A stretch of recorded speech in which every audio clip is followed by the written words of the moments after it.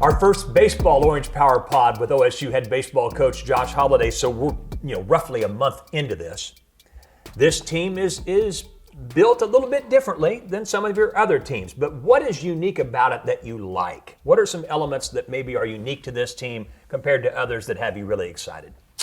Well, we're sitting here on a Wednesday, right around 2 o'clock. We got home about 3:30 last night from Dallas on a tough loss. And what I really like is the fact that for 95% of that ball game, we played exceptionally well.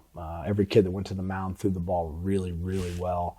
The defense was good behind them. We had some quality at bats. We played really good baseball against a really good team on the road.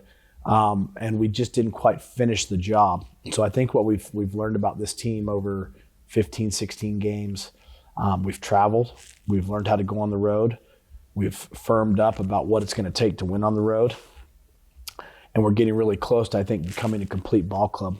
Also have learned over this first month of the season how important the depth of our team is going to be, with some guys that are a key part of the plan going in, not available early, and some guys coming back to us, other guys going down, what guys are capable of doing and how we can use our roster effectively to still put together a good winning formula. So I like the fact that we're evolving in that space. I like the fact that we've put some really good games together at times. What we're still striving for is consistency in our ability to put that type of baseball together for 9 total innings, and also to be able to do that 4 to 5 times a week. That's been the part that we've been challenged by.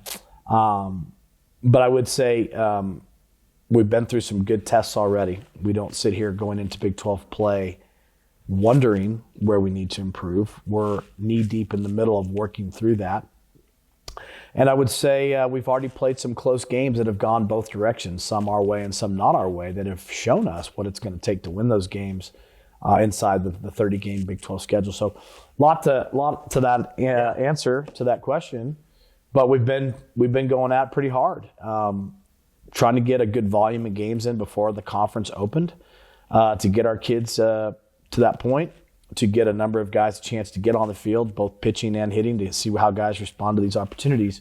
So it's been a lot of baseball. It's been a lot of good baseball, a lot of challenging baseball. I'll probably say we ran out there and saw some of the best competition in the country, and some of that really helped us.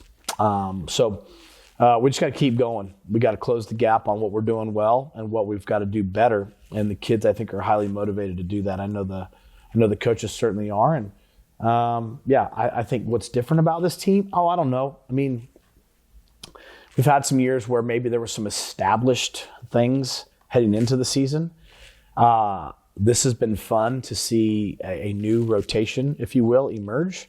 And a lot of new faces emerge in the first 20 games of the year. So probably the newness of some, and yet there's some real reliability in other spots with some kids coming back that played a lot for us. Given the newness, I mean, you've got 2 freshmen in the everyday lineup. You talked about the pitching rotation and how it's changed. How pleased were you with not only what your team did in the tournaments against elite competition in Arlington and Houston, but also how they've taken that and built upon it afterwards? Because there's a lot going on there. You're facing elite competition, then that changes. You've got a lot of guys in new roles and freshmen as well. What's been good about how they've managed all that from the competition against the elite competition that started the year and then moving forward? Yeah, I think the thing that's been probably the most challenging was we got to play the 3-game weekend number 1, and saw an excellent Clemson club, beat a good Louisville team, and then we're right where we wanted to be with a Texas team before we had a bad inning. Weekend 2, when we didn't get the standard 3-game weekend series, we didn't get a chance to run the rotation Friday, Saturday, Sunday. Right. That took us into weekend 3 in Houston, where once again we see the consensus number 1 team in the country, Tennessee, beat the current number 1 team in the country that night, A&M, and then beat a ranked Mississippi State team. So weekend 3 provided only the second opportunity to run the 3-man rotation through, to manage the bullpen through 3 days. The midweek stuff has been where we've stubbed our toe a little bit. Just kind of finishing games and having that same edge and concentration in some of the midweek stuff that's been a challenge. But I would say this.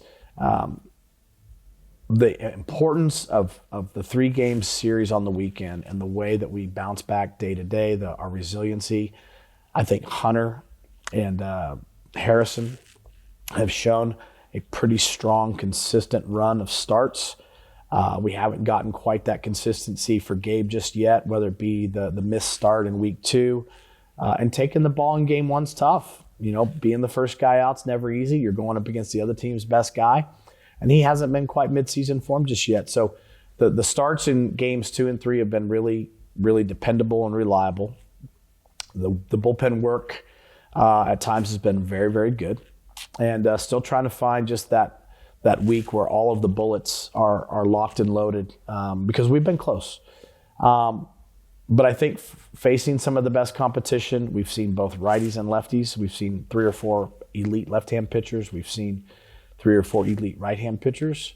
And that's important for our lineup because we have a number of left-handed hitters that are going to be highly relied upon, even against a left-handed starting pitcher, and vice versa with our right-hand hitters. So all of it's been good. It's been challenging. There's been a lot of early season stress, not a lot of games where we just ran out in front.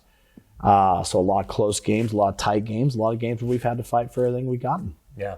So as you think about what's happened, you've not had what you would have projected to be your everyday lineup together for an entire game all year. You had one game where you started both Ortiz and Richie, and then Ortiz got hurt. And yet here you are with some really good wins and some really good performances. So how do you think, in terms of that thrusting some other guys into roles like Culbertson, for example, how do you think that'll benefit you long term? Because hopefully you'll be at a point where you're full strength, but you haven't been up to this point. So what will be the potential benefits of that? Well, instantaneously, guys are getting in there and gaining great innings and lots of at-bats in key spots that maybe otherwise would have been complementary players or great role players. They're now taking on starting jobs. You mentioned Drew. Drew's played a lot of shortstop. We went into this thing with Avery prepared to play and be the everyday shortstop after being last year's everyday second baseman. And just in the early return down in Arlington, he played great. Homered twice down there in the 4-game trip and really looked like he was kind of on his way to having a great sophomore year, and he strains his quad and we'll be without him for some time. Same thing with Aiden's shoulder injury. So when you have 2 starters on the left side of the infield, strong kids, experienced kids, and they go down, guys have to step in. Thankfully, Jason Jones was the guy that we had that was going to be a starter, whether he was at third, second, DH, or whatever.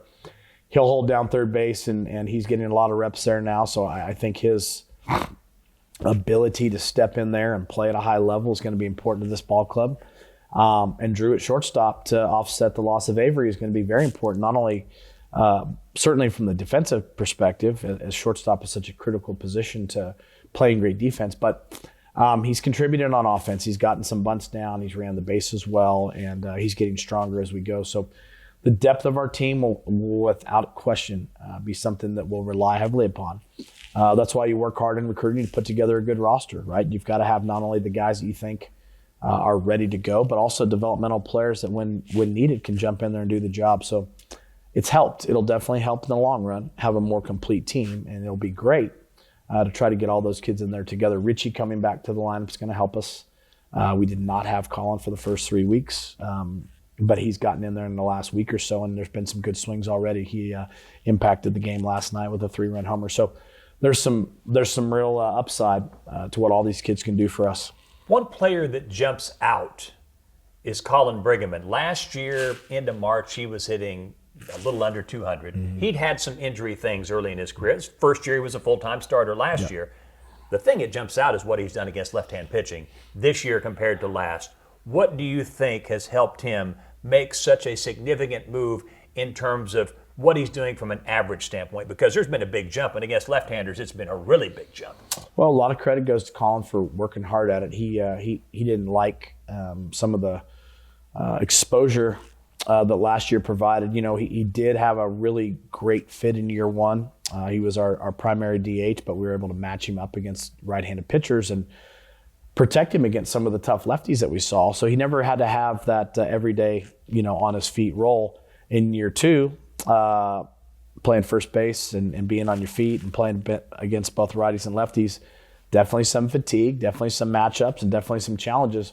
I think he's more ready for those things now. But it's a constant thing. These kids are working their tails off, taking care of their bodies, making sure that they're available for, whatever the team needs every single day. And he's been on the field for almost every single pitch. So I think a better commitment to staying on the ball has definitely helped his left-on-left approach. He's worked hard on pitch recognition and recognizing the pitches to take a swing at and the pitches that he needs to let go. Older, stronger, more confident player, and he came back with something to prove. So those things can all be a good recipe for growth, and definitely something that we're going to, lean heavily on him. He's been a big run producer. He's sitting down in the order in the 5-hole where there's lots of guys on base in front of him, and it's a critical spot in the batting order for sure. So as a final thought, West Virginia comes in for the conference opener, off to a terrific start, and as usual, team that steals a lot of bases, very aggressive on the base paths. So what's the most important thing you do to prepare for that? And then once it starts Friday night, what's the best way to manage that and try to limit how that running game impacts the series? Well, and one of the biggest things in baseball has always been to get strike one and then get the first out. If you do that, you take an aggressive team that likes to do a lot of aggressive base running oriented things, and you slow them down to some degree. It might neutralize the hit and run a little bit. It might neutralize trying to lay down a bunt. If you get the first out, it might in some cases slow down the running game. But really what they've always done a great job of there is having really fast players who possess the great physical skill to run and run fast, and they've always tried to push the tempo of the game by doing that. So pounding the strike zone, playing good defense, not giving them anything more than the 3 outs that each inning offers. They're probably going to steal some bases. That's part of their game. Just like when you play some teams that are built to hit home runs, they're probably going to get you once or twice. But you just want to play sound baseball, never create more than the 3 outs that are given. We'll have to do a good job of holding them, especially in some of the unpredictable spots. Trying to steal third a lot. They've even tried to steal home a few times. So just doing some things fundamentally will really help that. And then play good, accurate, solid catch. Give yourself a shot. Put the ball in the bag, and that's just one of the great challenges that a team in the Big 12 offers. And you've seen it, you see it in all 3 sports that you cover, whether it's a football team that has unbelievable punt returners or a basketball team that likes a fast break. Every team you play does something unique that makes them difficult or challenging. And in this case, West Virginia is a well-rounded team, but they've always had a lot of team speed. We're looking forward to the series Friday, Saturday, and Sunday at O'Brien, the Cowboys and the West Virginia Mountaineers.